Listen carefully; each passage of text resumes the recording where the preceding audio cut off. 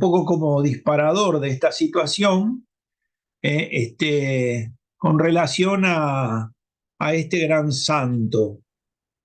Vamos a ver una... Ahí está, vamos a comenzar aquí. Lo primero sería un poquitito eso que aparece allí, ¿verdad? Que aparece allí.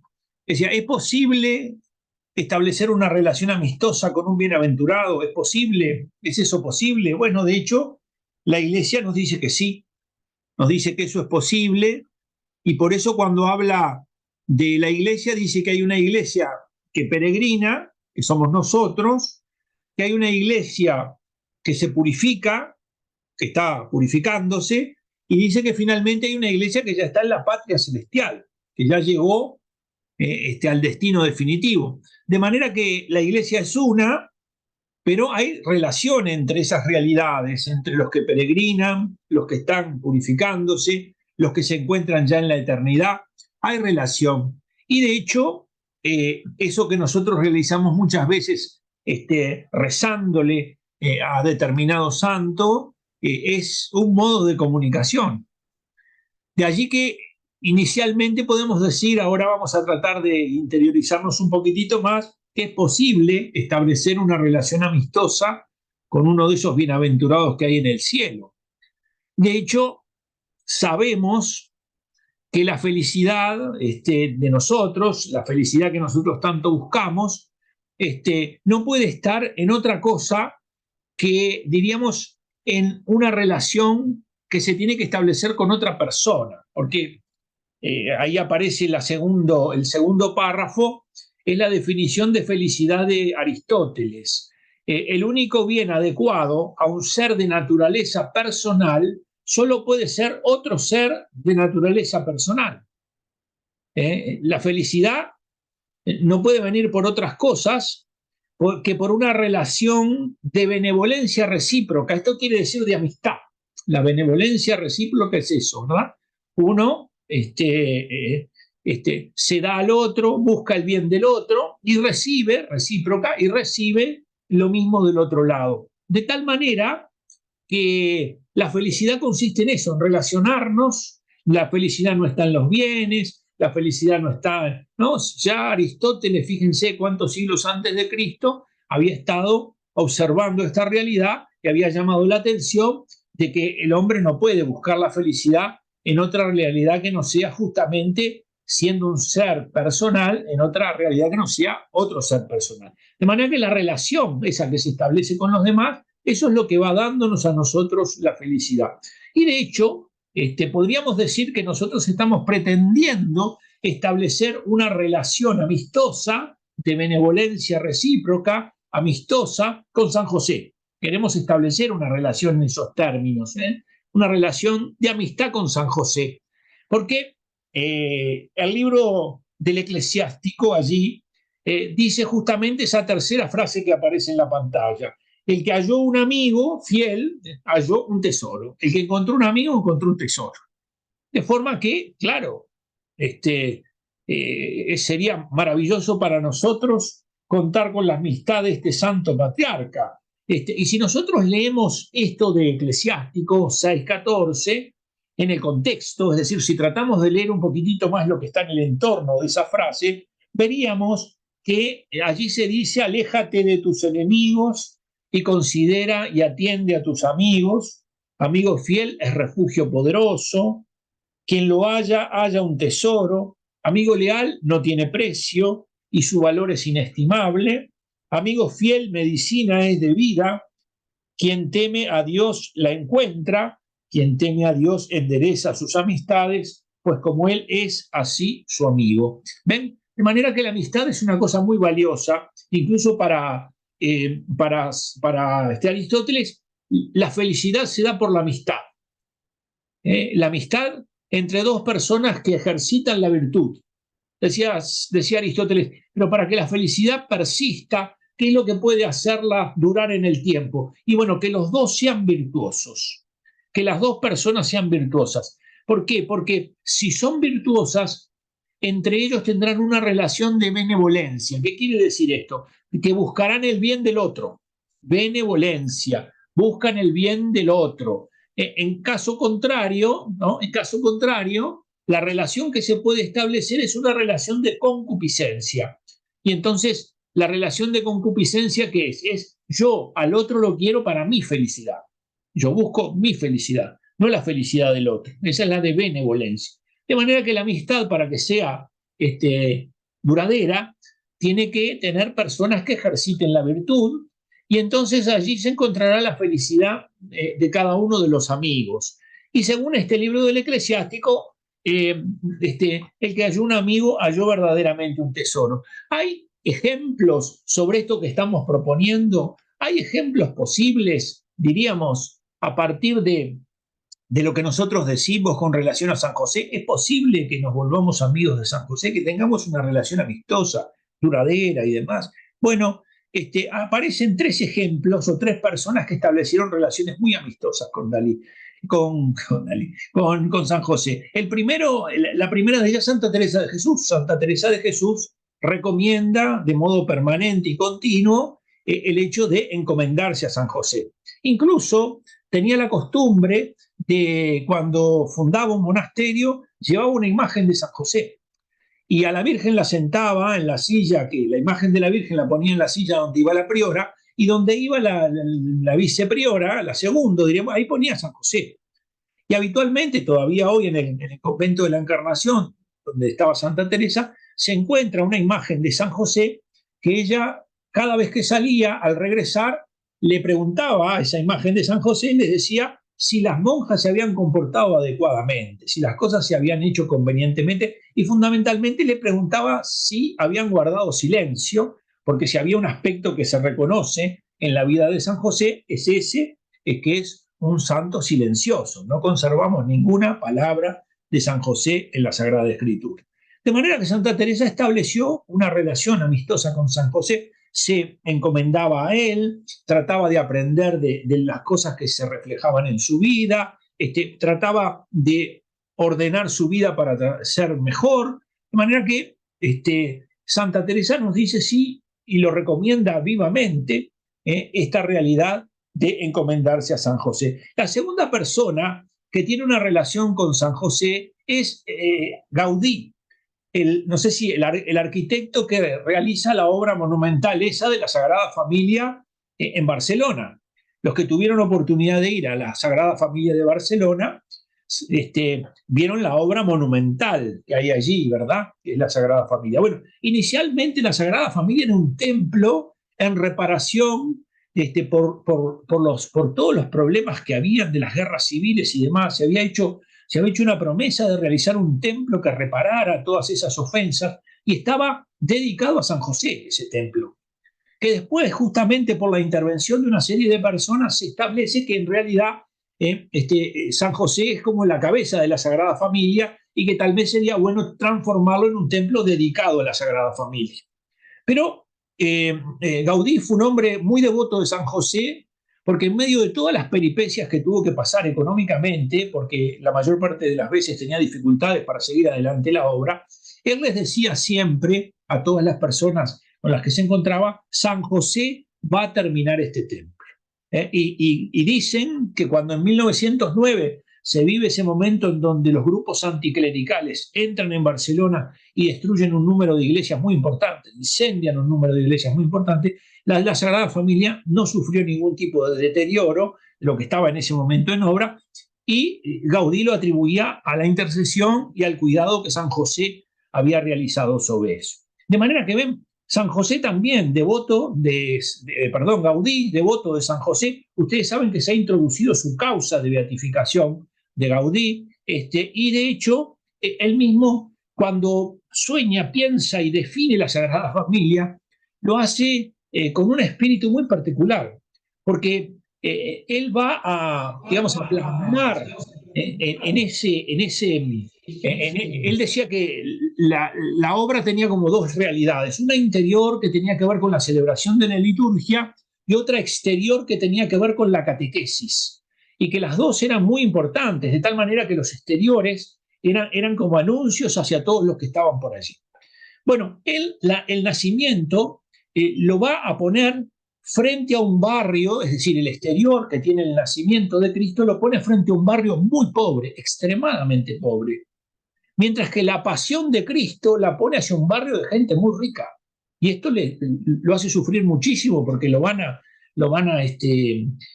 criticar mucho, va a pasar momentos difíciles, pero de hecho él entendía que todos esos pobres de alguna manera ejemplificaban mejor a lo que había acontecido en Belén y en todos esos, ¿verdad?, que habían acompañado el nacimiento del niño Jesús. De manera que Santa Teresa lo hace, Gaudí también, es alguien que se mantiene con mucha devoción a San José. Se han hecho algunos estudios sobre la devoción que tenía Gaudí en esta relación. Y el tercero que vamos a mirar es alguien que es nuestro, es uruguayo.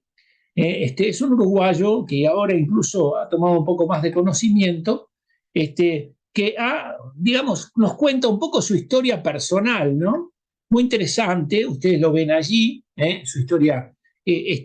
Así abre un libro que él escribe, se llama José Luis Antuña, evidentemente ya falleció, pero él allí, en ese libro, dedicado a San José, totalmente a San José, él justamente comienza con lo que podríamos llamar una suerte de poesía al estilo de un poema en prosa que tiene mucho de salmos, ¿verdad? Al estilo de los salmos, en donde él comienza con las mismas palabras del Salmo primero, dichoso el hombre. Y allí entonces dice, dichoso el hombre que halló a San José, Dios lo sustrajo del ruido, sus días no fueron vanidad, ni sus años apresuramiento.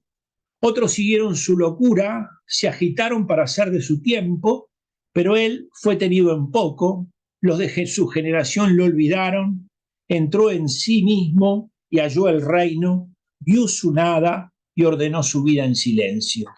José Luis Antuña, conocido luego como Dimas Antuña, que es un seudónimo que él utiliza para unirse más al ladrón, al buen ladrón de la cruz. Bueno, este hombre publicó la mayor parte de sus libros en Argentina, hoy se está dando a conocer más lo que él escribió y demás, pero tiene este libro sobre San José, y fíjense que nos cuenta su experiencia personal, qué es lo que le pasó a él. Él trabajaba en un banco, era un hombre que vivía por la zona, creo que de Colón o me parece que sí, Sayago, Colón, por esa zona de allí, y él entonces, dice, dichoso el hombre que halló a San José, ¿no? Es decir, que en algún momento de su vida él se encontró con San José, él encontró a San José, y fíjense que él dice que ese encuentro que tuvo con San José provocó en él que Dios lo sustrajo de los ruidos. Uno podría decir de ese mundo, ¿no?, que poco a poco lo atrapa a uno porque tiene como más luminarias, más vértigo, más reconocimientos. Él dice, Dios lo sustrajo del ruido, sus días no fueron vanidad, ni sus años apresuramiento. Fíjense en las cosas que San José le va a aportar a él personalmente, y esta es la experiencia de lo que él dice, y a partir de allí mira el camino por el que él iba, y ahora, viendo lo que San José le aporta, él dice, otros siguieron su locura y se agitaron para ser de su tiempo. Eso que dice, es un hombre de su tiempo. Él dice, en realidad a mí me sacó de ser de mi tiempo, pero esto que hizo conmigo, me hizo también de que yo me fuera sustraído del ruido, también de la vanidad, del apresuramiento. Y entonces cuenta qué va a pasar con él. Dice, pero él fue tenido en poco, como que parte de esta vida de amistad con San José lo fue volviendo un hombre que no quería reconocimientos, no quería estar muy en el candelero. Los de su generación lo olvidaron. Dice que él era un escritor, que había escrito mucho, le habían publicado muchas cosas en Argentina, en Uruguay era poco conocido, pero alguna cosa, también tiene alguna publicación hecha en Brasil. Pero lo cierto es que este encuentro que tiene con San José lo vuelve sobre sí mismo y prácticamente aparece como olvidado. Y entonces dice, entró en sí mismo, se volvió sobre él mismo, y fíjense qué interesante, y halló el reino. Entró, perdió algo, pero encontró otra cosa. Perdió algo, Pero dice, y halló el reino, vio su nada y ordenó su vida en silencio. La experiencia de José Luis Dimas Antuña, este uruguayo, este católico uruguayo, vamos a mirar de vuelta esa preciosa, ese poema en prosa, siguiendo el Salmo primero, ¿verdad? Dichoso el hombre que halló a San José, Dios lo sustrajo del ruido, sus días no fueron vanidad ni sus años apresuramiento. Otros siguieron su locura, se agitaron para hacer de su tiempo. Pero él fue tenido en poco, los de su generación lo olvidaron, entró en sí mismo y halló el reino, dio su nada y ordenó su vida en silencio. De manera que, como ustedes ven, este escrito de Dimas también va en la misma línea de lo que ya compartimos de Santa Teresa y de Gaudí. ¿Es posible? Claro que sí, que es posible establecer esa relación con los santos, con los bienaventurados, y al mismo tiempo poder enriquecerse de lo que ellos vivieron, de lo que ellos llevaron adelante. En este caso concreto, este poema en prosa de José Luis Antuña tiene un elemento importante, que es que lo comienza como comienza el Salmo primero, dichoso el hombre. Y esta realidad no es hecha por casualidad, no fue casualidad que lo hiciera de esta manera, sino que en realidad, mediante la alusión al primer versículo de un libro, como es el libro de los Salmos y el Salmo primero, en realidad lo que se dice bíblicamente es que se hace referencia al argumento de todo el Salterio. Cuando uno pone solamente esa primera palabra de un libro, no solo está haciendo referencia al libro, sino a todo lo que el libro contiene. De manera que en la escritura esto es un procedimiento común, el autor cita de pronto el versículo inicial, como lo hace él, y con él quiere remitir a todo su contenido, ¿verdad? Es decir, a la totalidad de lo que se encuentra allí. Por eso podemos decir la Sagrada Escritura es un lugar para el encuentro con San José, un lugar en donde se crece en el trato amistoso con este varón justo, ¿verdad? En ellas evidentemente uno se acerca a esta realidad. Si será tan así, que si en este mismo salmo, en el Salmo primero, que yo se los voy a mostrar solamente para que vean lo que hizo, ¿no? Aquí hay ahí está, acá lo tienen el Salmo primero, dichoso el hombre, ¿verdad?, que no sigue el consejo de los impíos, este es el Salmo primero, ni en la senda de los pecadores se detiene, ni en el banco de los burlones se sienta, más se complace en la ley del Señor, su ley susurra día y noche. Este es el Salmo primero. Al poner estas primeras palabras en ese poema en prosa, dichoso el hombre, nos está diciendo que de alguna manera en San José se verifica lo que está en este salmo. Y evidentemente que en San José se verifica lo que está en este salmo, porque no podemos olvidar que el libro de los Salmos es un libro que en realidad hace referencia, digamos, a Dios que se encuentra allí, al Señor, pero también hace referencia al impío, como aparece aquí, el consejo del impío, pero también al justo, de manera que lo que nosotros sabemos es que si hay algo que calificaba la vida de San José era que era un hombre justo. Y este elemento es un elemento que trata mucho al libro de los Salmos. De manera que, como dice el texto, no sigue el consejo de los impíos, ni en la senda de los pecadores se detiene, ni en el banco de los burlones se sienta, ¿no? Bueno, este encuentro que vamos a tratar de vivir con San José es un encuentro que nos viene por la fe, no es un encuentro intelectual, no es que al leerlo hacemos presente determinadas cosas, sino que este es un encuentro más de corte espiritual, un encuentro que nos viene por la fe, un trato asiduo y amistoso con un venerado hombre, con San José, de forma que nosotros podemos perfectamente unirnos a él. Veamos un poquitito el Salmo, el Salmo primero, con lo que se abre el libro de los Salmos, para tratar de entrar un poquitito más en lo que está presente aquí, que se vislumbra en San José? Bueno, lo que está presente aquí es este conflicto que hay entre el justo y el impío, el conflicto que se establece. Es más, los tres principales personajes de todo el Salterio, de todos los libros del Salmo, son Dios, los justos y los impíos, ¿verdad? ¿Y qué es lo que acontece allí? Lo que acontece allí es que muchas veces estos impíos atacan al justo, pero el justo, viviendo ese hostigamiento, se lamenta ante Dios de esta realidad, pero renueva continuamente sus fuerzas, es decir, vuelve una y otra vez a renovar sus fuerzas. De manera que, como ustedes lo ven allí, el hombre, el justo, no sigue, no se detiene, no se sienta. Ven ahí las que están en negritas, que están especialmente resaltados. ¿Qué es lo que nos dice? Nos dice que hay como una suerte de progresión que podría llegar a darse en el hombre que comienza a torcer su camino, ¿verdad? En la medida en que uno se empieza a acercar a aquellos que viven sin Dios y que se alejan de las cosas de Dios, dice que inicialmente puede ¿no? seguir sus consejos. En cambio, el justo no sigue sus consejos.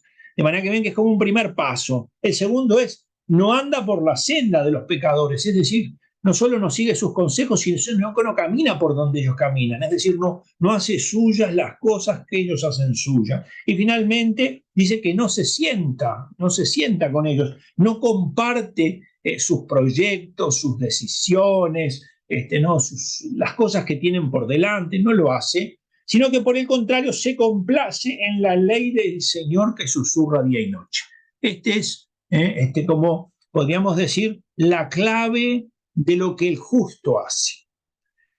Si meditar la ley del Señor día y noche es una gran bendición para el justo, ¿qué no será de bendición para nosotros si podemos, acercándonos a San José, acercarnos al hombre que después de la Virgen, ¿verdad?, fue el más cercano a Jesús? Fue la persona más cercana a Jesús. Es decir, ¿qué no será? Porque si Jesús es la sabiduría de Dios y San José, ¿verdad?, fue quien estuvo después de su madre, después de la Santísima Virgen, el más cercano a Jesús, entonces, si la ley del Señor es valiosa, ¿cuánto más nos será acercarnos a este hombre que compartió justamente esa sabiduría, siendo que lo acompañó en el proceso de crecimiento inicial? Seguramente, y lo vamos a ver cuando lo veamos en la paternidad, seguramente el hombre que mejor reflejaba la paternidad de Dios en la tierra era San José. El hombre que mejor reflejaba la paternidad de Dios en la tierra era San José. San José fue elegido para hacer presente el misterio de la paternidad del Padre en la tierra. Y por otro lado, no podemos olvidar que digamos, lo elige el Padre y lo elige la Virgen. No solo el Padre, sino que también es motivo de elección de María. Es el hombre que María elige. De manera que la grandeza de San José es enorme. Claro, en la medida en que aparece rodeado de esas dos realidades, como son el Hijo Eterno de Dios y la Santísima Virgen, a veces su presencia queda, diríamos, un tanto más oculta. Pero a la luz de lo que se le ha confiado, si el Padre Eterno le confía a su Hijo, y si el Padre Eterno le confía a la criatura más perfecta, a la más amada por él, que es la Virgen, entonces imaginen lo que será él. Es decir, aquello que se le confía es lo que muestra lo que es él. De forma que ciertamente es un justo que, como dice aquí, no anda por la senda de los impíos, no se detiene con los pecadores, sino que medita la ley del Señor día y noche. Medita la ley del Señor.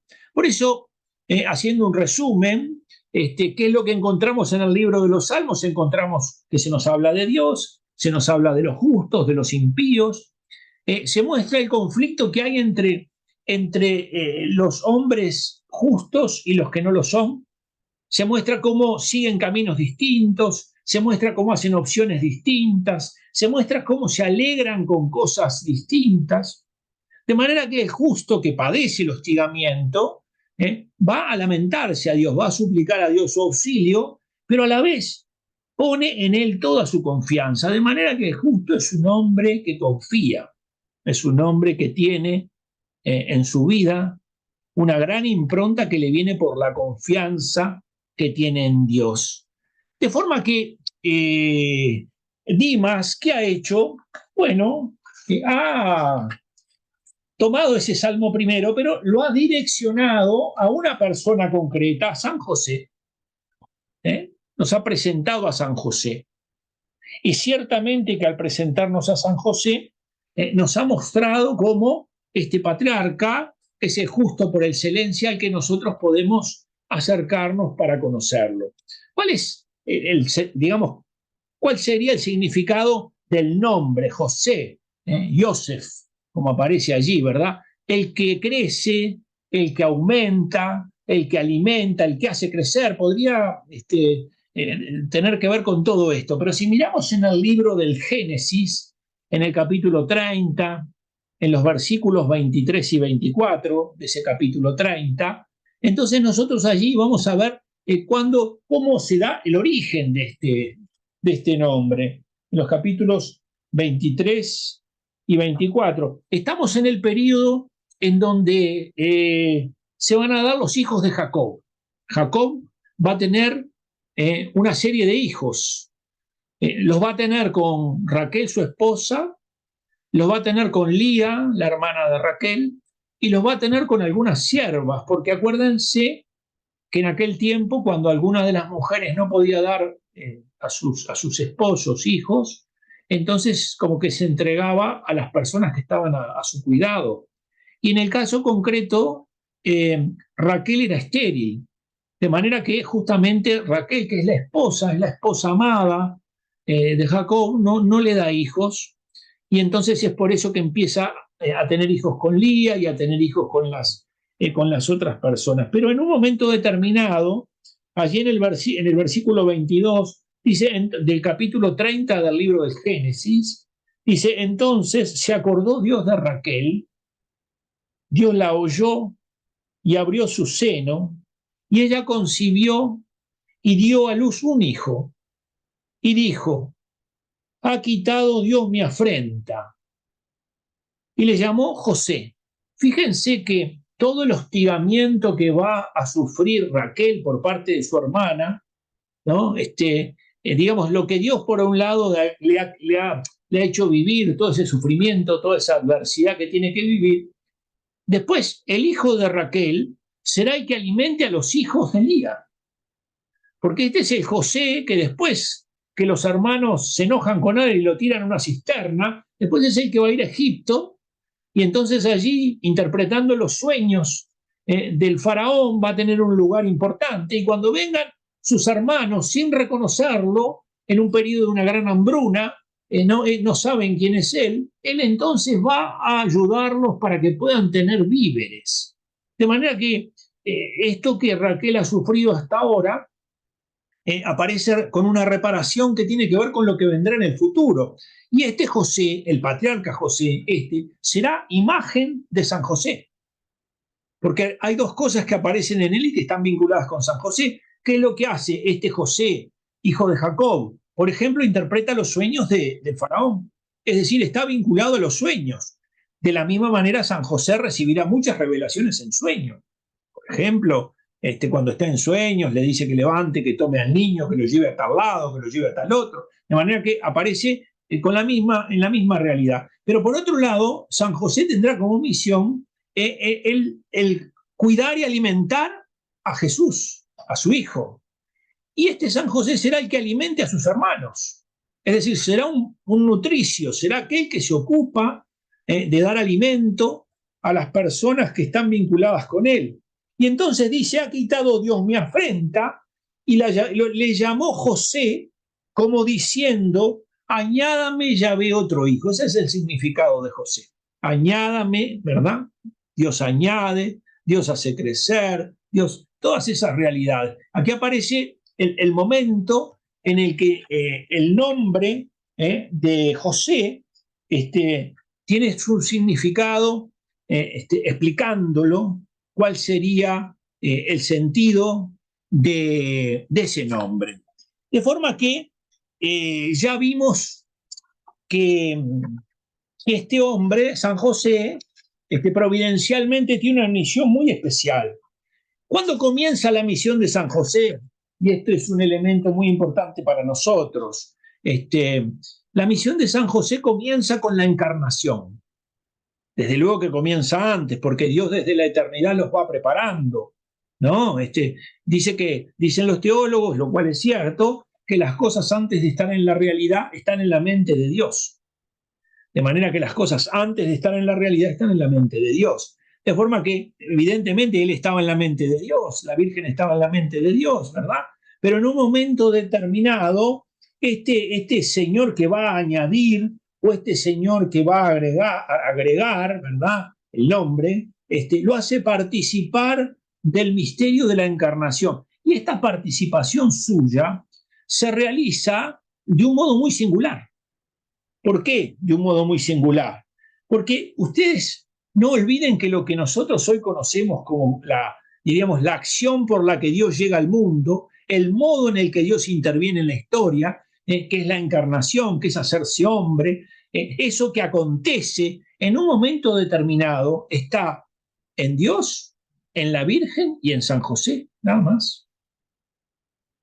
En el comienzo están ellos, son ellos tres. Es decir, ese plan y ese camino y esa decisión, en un momento inicial, solo se encuentran ellos. Son ellos los que conocen en ese momento cuál es el camino que Dios ha elegido y por el cual quiere llevar adelante su obra. ¿Y cómo participa San José de esta realidad? Participa junto a la Virgen, comprometiéndose en la realidad de ese hecho salvífico, que es uno solo y que es por amor. Es decir, es depositario de ese mismo amor, porque es un solo hecho, la encarnación. Es un único hecho. Pero ese hecho, esa acción por la que Dios quiere salvar a la humanidad y va a hacer que su Hijo se encarne en el vientre purísimo de María, lo va a recibir a él también comprometido con esa realidad. Por eso nosotros podríamos decir, Dios quiere salvar a los hombres y ha elegido el camino de la encarnación e invita, porque no obliga, a que los hombres colaboren con él. Bueno, en esta acción iniciada en y por Dios, ¿verdad? Luego se abre a un grupo pequeño de personas, a un círculo pequeño de personas. En primer lugar a María y luego a José. Por eso ellos son los que conocen el misterio de la encarnación, que hoy conocemos todos, pero que inicialmente se encontró en sus corazones, en los corazones de José y de María. ¿Cómo participa? Activamente vinculado a la Virgen. Y así como nos decimos nosotros, repetimos lo que dijo Santa Isabel y decimos, no, feliz de ti que has creído a la Virgen, podríamos perfectamente decir felices de ustedes que han creído lo que se les anunció de parte de Dios. O sea que la bienaventuranza de la fe también tiene que alcanzar a San José. Ciertamente que José no recibe el anuncio del ángel, ¿verdad? Pero José va a creer en lo que la Virgen le comunica. José va a creer en lo que el ángel le dice. Y esta decisión de San José de vincularse a este acontecimiento por la fe va a hacer que María y José se unan de un modo aún mucho más perfecto. La fe de María va a encontrar la fe de José. Es decir, si necesitaba en el mundo un lugar para apoyarse, la Virgen la encuentra en San José. Es decir, que María y José, ¿verdad?, son los primeros que responden favorablemente. Porque ¿qué es lo que hace Dios? Dios se revela. Dios que es eterno, que es inmutable, que es todopoderoso, en un momento determinado quiere darse a conocer al hombre, quiere hablarle al hombre. Y cuando le habla al hombre, ¿cuál es la respuesta que el hombre tiene que tener? La fe. No hay otra posibilidad. Dice la teología, la fe es la respuesta adecuada al Dios que se revela. La revelación de Dios tiene que ser aceptada y tiene que ser respondida justamente por la fe. De manera que José y María responden por la fe y esta fe los va a unir mucho más íntimamente el uno al otro. Se puede decir que mediante esta realidad se unen de un modo muy particular. Es más, diríamos, van a vivir desde la fe este misterio, la encarnación del Hijo de Dios. ¿Desde dónde lo van a vivir? Desde la fe. Desde la fe lo van a vivir. Acceden al misterio por la fe, acceden por la fe. Y uno puede decir, pero es que esto es lo adecuado. Esto es lo adecuado. En María, en la Virgen María, eso que es una promesa es experimentado en su carne. Es decir, la Virgen comienza a sentir a su hijo que ya está en ella. Y será San José el que vea crecer el vientre de su esposa según lo que había anunciado el ángel. De manera que son los primeros en conocer el camino que Dios toma. Para nosotros hoy es como muy sencillo. Dios se hizo hombre. Claro que para nosotros es muy sencillo. Pero ustedes imaginen en aquel tiempo, los únicos que conocían que este era el camino eran ellos dos. No es que alguien había salido a publicar por allí, Dios ha decidido tomar el camino de fecundar el vientre de la Virgen y San José va a apoyar. No, no. Era algo que ellos iban bien. ¿Y cómo lo viven? Lo viven desde la fe. ¿Por qué? Porque en realidad se encuentran con un misterio. Un misterio es la acción por la que Dios está actuando en el mundo. Viven el misterio de la encarnación no solo con una cercanía física. San José no es que solo está al lado de la Virgen, sino que también San José tiene una gran atención del corazón. Es un hombre que tiene una gran atención para lo que está aconteciendo. ¿eh? No olvidemos, y esto es muy importante, que cuando hablamos el término misterio en el lenguaje religioso, tenemos que tener un poco de cuidado para no confundirnos, ¿verdad? Decimos, viven el misterio de la encarnación desde la fe. ¿Qué quiere decir eso de que viven el misterio? Quiere decir que cuando hablamos de esto no estamos diciendo algo desconocido, como muchas veces ocurre, que dice esto es un misterio. Y entonces al decir eso están diciendo esto no se conoce, o es algo tortuoso, es algo retorcido, ¿verdad? O es algo demasiado complejo, es enigmático. Entonces, esas formas de atribuir al misterio un significado no vienen del mundo religioso. En el mundo religioso misterio significa otra cosa. Misterio significa, ¿verdad?, la revelación de Dios que se da a conocer. Lo que estaba oculto se hizo manifiesto. Y los caminos por los que Dios va a llevar eso adelante son, como dice Isaías, inescrutables, insondables, nos llenan de admiración. Pero en realidad siempre tenemos que estar dispuestos a aceptar que puede haber algo más, que eso que está frente a nosotros nos supera totalmente, que esa realidad que está allí frente a nosotros es inabarcable, porque es Dios mismo actuando, Dios mismo obrando. De manera que el sentido de misterio, hablando religiosamente, no es lo desconocido, sino lo que se ha dado a conocer por revelación. No es diríamos, lo tortuoso, no, es la admiración que despierta ese plan de Dios que se realiza. Y al mismo tiempo, cómo ese plan siempre va más allá, va más allá de lo que nosotros podemos pensar y lo que nosotros podemos establecer.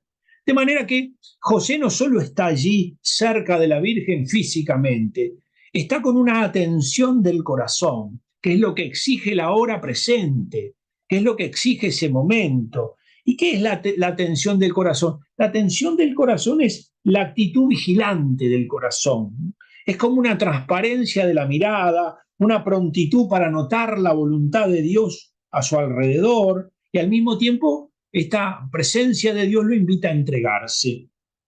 Por eso es manifestación de la presencia de un amor que se vuelve rico en detalles. Diríamos, es una cualidad humana necesaria para reconocer la acción de Dios en el camino. Si no actuara atentamente, actuaría desatentamente. Y si así lo hiciera, sería alguien que no vigila, faltaría a la vigilancia, sería una falta de vigilancia, estar demasiado vuelto sobre sí mismo, demasiado ocupado en sus cosas, ¿verdad? Magnificando sus contratiempos y minimizando los ajenos. ¿Ven? La atención y la desatención que habitualmente tienen todas estas realidades. De manera que San José entra en el momento en el que la obra de Dios se hace visible para ellos. Ellos ya ven cómo se está estableciendo la obra de Dios. Repasemos un poquitito para que nos quede claro, ¿verdad? Ahí está. Cómo entra en el misterio de la encarnación de un modo singular, junto con María, entra comprometido, y la bienaventuranza de la fe también se le puede aplicar a San José. El Papa Juan Pablo II ha publicado un documento que habla de la fe de María y dice allí también que a San José es aplicable esta fe, esto que se dice de la Virgen, ¿verdad? Pero esta fe y este responder así lo unió más a la Virgen. Fue el encuentro de la fe de cada uno de ellos. ¿En torno a qué cosa? En torno a ese misterio de Dios que se revelaba y por lo tanto a ese misterio que los llenaba de admiración. Por eso esa presencia no solo es física, sino es la atención del corazón. Vive en presencia del misterio, es un hombre según el corazón de Dios, como dice, como dice el texto bíblico con relación a David, ¿verdad? En José el Señor encontró, como en David, un hombre según su corazón, a quien pudo confiar con toda seguridad el secreto más grande de su obra. Le reveló los secretos más profundos de su sabiduría, maravillas que ningún príncipe de este mundo ha conocido. Pero finalmente no solo fue una revelación, sino que le otorgó ver lo que tantos reyes y profetas desearon ver y no vieron, y oír y no oyeron. Y no solo verlo, en el caso de San José, sino llevarlo en sus brazos, conducirlo de la mano, estrecharlo sobre su corazón, abrazarlo, alimentarlo y protegerlo. Imagínense lo que estamos hablando. Es decir, no solo esa fase inicial, sino todo el desarrollo de esa fase inicial. Cuando uno se pone a pensar que Jesús, el Hijo Eterno de Dios, se hace hombre y que San José lo toma de su mano y que camina con él y que habla con él y que lo levanta en brazos y que le enseñan a caminar, entonces uno queda en silencio. Podríamos decir que es un poco lo que acontece con San José. Esa vida suya es una vida muy silenciosa, porque tal vez el silencio sea lo que mejor refleja al Padre Eterno. Cuando uno ve la revelación de la Escritura, ve que el Padre habla poco. Y habla poco por una razón obvia, porque en realidad al enviar a su Hijo, en su Hijo dijo todo lo que tenía para decir.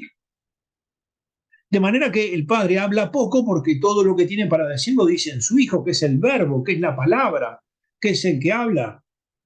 Y en la tierra, este hombre que refleja mejor que nadie la imagen de ese Padre eterno también habla poco. Porque en el fondo, también teniendo a Jesús y estando a su lado, es mucho más importante callar que hablar. Porque el amor de San José es lo más importante. Más que la palabra de San José. Ante Jesús, calla. Porque en el fondo, si el Padre Eterno ha dicho todas las palabras en su Hijo, Él refleja esa misma realidad. Y por eso las representaciones de San José están muy bien pensadas. Porque se podría pensar en muchas cosas, pero evidentemente no podía no tener a su hijo en brazos. No bastaba una Biblia, ni un libro, ni un sol, ni nada, porque justamente lo que tenía él en brazos era aquel a quien él servía desde el comienzo y al que justamente tenía que acompañar custodiando sus caminos. La misión de San José se engrandece, como decíamos al principio, al mostrar cómo tiene que velar por esos caminos en el inicio, en el comienzo, cuando las cosas, ¿verdad?, son todavía más complejas. A nosotros nos cuesta pensar que no sabían lo que iba a venir dentro de 3 días. No lo sabían. De manera que la fe es el elemento que los mueve, es por decirlo así, el GPS. Van siendo iluminados e inspirados por su fe.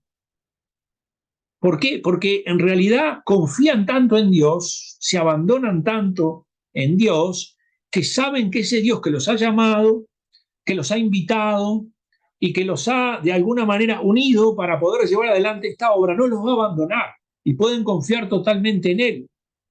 Y por eso, obsérvese que la fe es el elemento central. ¿Por qué? Porque a él, en sueños, el ángel le dice, levántate, toma a María y al niño y vete a Egipto. Y estando allí le dice, levántate. Es decir, la prontitud de la respuesta de San José es lo que define su fe. En el caso de la Virgen es la prontitud de la respuesta al ángel.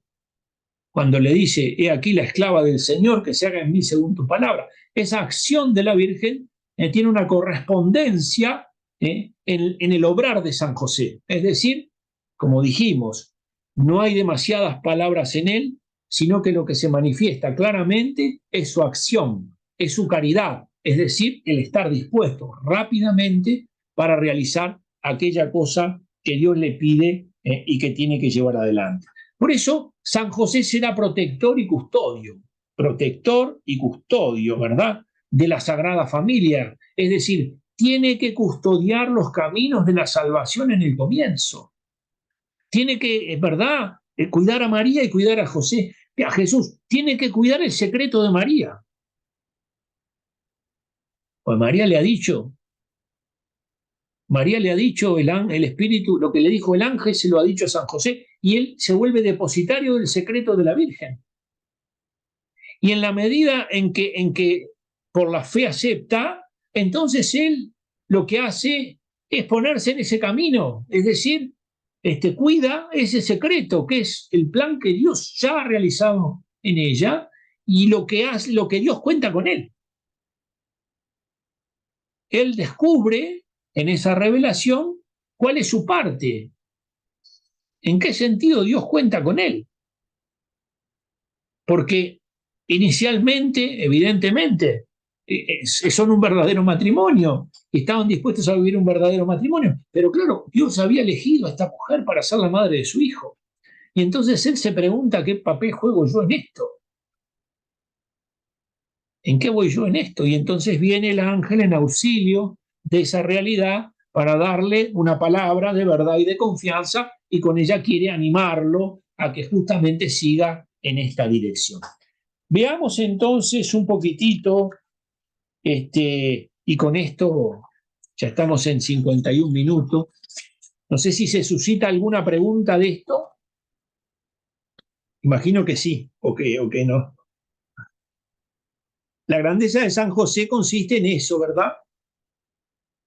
La misión es grande y esa misión tiene como una realidad que es poder descubrirlo allí, poder descubrirlo, diríamos, en ese contexto. Hoy yo lo veo en las imágenes de las iglesias. Conozco que un papa lo ha nombrado protector de la iglesia en el mundo cuando se da el problema con los estados pontificios y entonces los papas quedan recluidos en el Vaticano, y entonces allí como medidas dicen, bueno, nombremos a San José protector de la iglesia, protector del mundo. Entonces nosotros hoy vemos todo eso, pero imaginemos el comienzo, el inicio, el Dios que viene al encuentro de ellos. ¿En dónde? En un lugar perdido, no en el imperio, no donde se reúnen los senadores romanos, no donde hay, sino que en un lugar allí perdido del mundo, en un lugar perdido del mundo, y les da a conocer su plan. Pero no les explica todo el plan, sino que les explica el comienzo. Es como si dijera, aquí está el comienzo. Pero para ese comienzo se necesita dos corazones en los que Dios pueda desembarcar. Y esto es increíble. Se necesita dos amores que sean capaces de recibir a un Dios que viene así, que viene a entregarse totalmente. Y entonces tienen que hacer lugar en su existencia a ese Dios que irrumpe. Y entonces la Virgen se vuelve, por decirlo así, la que va adelante, pero esta acción de la Virgen se vuelve necesario que haya alguien que la acompañe en esta realidad, y entonces por eso aquello que nosotros reconocemos de la grandeza de nuestra Madre, evidentemente también tiene un papel muy central y muy importante en la grandeza de este gran hombre de Dios que es San José. Repasemos y cerremos. La propuesta inicial: ¿es posible una relación amistosa? Claro que es posible, porque la felicidad es trato amistoso, y Jesús nos llama amigos, no nos llama siervos, pero al mismo tiempo esta relación se da porque estamos en el ámbito de la fe, es una gracia que tiene que ver con el resucitado, que tiene que ver con los que están en el cielo, con los bienaventurados. Y esta amistad es una amistad que justamente se vuelve un tesoro porque aprendemos de ellos. Está lleno de testimonios. Nosotros pusimos el testimonio de Gaudí, el testimonio de Santa Teresa, y después nos quedamos con un uruguayo que muestra en su experiencia personal cómo se vinculó a San José y qué cosas San José le aportó.